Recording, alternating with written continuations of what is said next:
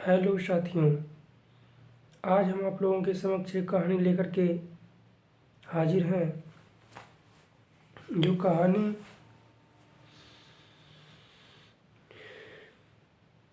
आपको एक नई प्रेरणा और एक नई तड़फ देगी कुछ करने को, कुछ सीखने को। तो कहानी स्टार्ट करते हैं अब। एक व्यक्ति था जिनका नाम है जगदीश राम, जो दिल्ली में एक मैकेनिक का काम करते थे। उनके 3 लड़के और एक लड़की तथा अपनी धर्मपत्नी के साथ रहते थे। उन्हें शराब पीने की ऐसी लत लगी कि वो 7 से 8 घंटे काम करते। इसके पश्चात शाम होते ही दारू की बोतलें अर्थात अपनी दारू की बोतलों से अपना पेट भरते, यानी खूब छक करके दारू पीते और घर पर आकर के अपने रूम पर आकर के पत्नी तथा अपने बच्चों को मारना पीटना। और ये हैवानियत बहुत दिन से सहते सहते उनके बच्चे और उनकी पत्नी परेशान हो चुके थे। मन ही मन उनकी पत्नी, उनके बच्चे भगवान से अर्ज किया करते थे कि परमात्मा ऐसे कब तक गुजरेगा। आखिर उनकी परमात्मा सुन ही लिए और अंत में उन्हीं की पड़ोस में एक स्त्री रहती थी। उनका भी परिवार रहता था, जो जगत गुरु तत्वदर्शी संत रामपाल जी महाराज जी से उपदेशी था। उन्होंने अपने घर में एक अनुष्ठान करवाया और उस अनुष्ठान में इनको भी आमंत्रण दिया गया। भक्त जगदीश राम के परिवार को भी आमंत्रित किया गया और उसमें उनकी पत्नी चली गई। तो इनका जो पति था जगदीश राम, वो अपनी पत्नी को लाने के लिए गया घर उनके। ये किन पाखंडियों के पीछे जा रही है, क्योंकि उसका नशा करते करते विवेक भी पशुता की श्रेणी में आ चुका था, क्योंकि वो सबको बुरी ही नज़रों से देखता था कि सब बुरे ही हैं। तो वहाँ पर सत्संग चल रहा था और सत्संग में बहुत से श्रद्धालु बैठे हुए थे और जगदीश राम भी वहाँ पर गए।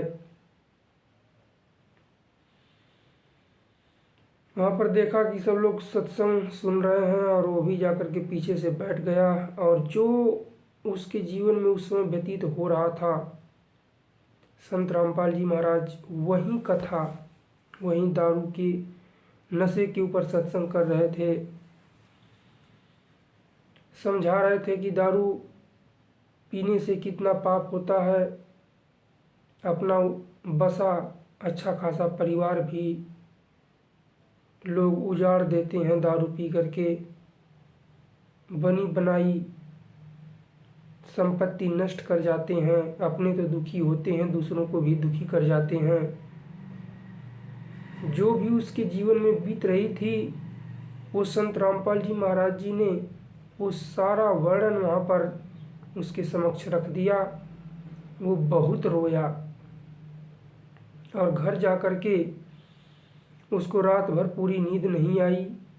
दिन में उठा, अपनी पत्नी को लिया, साथ जा कर के संत रामपाल जी महाराज के श्री चरण में अपने आप को समर्पित किया, क्षमा याचना मांगी और उपदेश ग्रहण करके अपना जीवन धन्य बना लिया। इसमें एक बात रह गई कि उसकी पत्नी को गुर्दे की बीमारी थी, अर्थात उसका दोनों गुर्दे खराब हो चुके थे।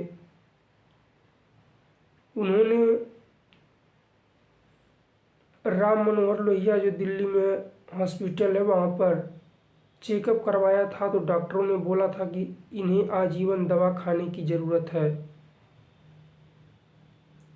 और इस प्रकार वो संत रामपाल जी महाराज जी के शरण में गए, वो सारा एक्सरे, सारी जांच रिपोर्ट सारी धरी की धरी रह गई और उनकी धर्मपत्नी भी उपदेश ली, उनका भी रोग ठीक हो गया। अंत में आज वो बहुत ही सुखी जीवन जी रहे हैं। तो शराब के ऊपर यदि बात की जाए, ये कहानी यहीं समाप्त होती है। शराब एक बहुत ही हानिकारक वस्तु है। पहले तो लोग शराब पीते हैं, कुछ समय बीतने के पश्चात शराब मनुष्य को खुद पीने लगती है और इतना पी लेती है वो शराब मनुष्य को कि वो कहीं का नहीं रह जाता। समाज से विनम्र निवेदन है, शराब, अफीम, गांजा, चरस, सुल्फा, कोकेन, हेरोइन, सिगरेट, सुरती, बीड़ी